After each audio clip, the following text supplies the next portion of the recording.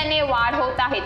आता कोलकात्यामध्ये RJ. Car राज्य सरकारी रुग्णालयात एका डॉक्टर तरुणीवर बलात्कार करून तिची निर्घृण हत्या करण्यात आली आहे। 31 वर्षीय डॉक्टर शुक्रवारी सकाळी रुग्णालयातील सेमिनार हॉलमध्ये मृत अवस्थेत आढळली। चौकशी अहवालानुसार रक्ताच्या थारोळ्यात असलेल्या मृतदेहावर अनेक जखमा होत्या, तर मृतदेहावर अर्धवट कपडे होते। या घटनेमुळे हॉस्पिटलमधील कर्मचाऱ्यांनी संताप व्यक्त केला असून सखोल चौकशीच्या मागणीसाठी अनेक डॉक्टरांनी काम बंद केले आहे।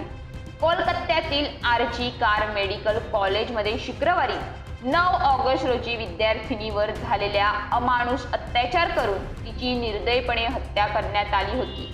या घटनेचे तीव्र पडसाद संपूर्ण देशात उमटले आहेत। या धक्कादायक घटनेनंतर सगळीकडे हळहळ आणि संताप व्यक्त केला जात असून देशभरात अनेक ठिकाणी डॉक्टर आणि विद्यार्थ्यांनी या विरोधात आंदोलने केली।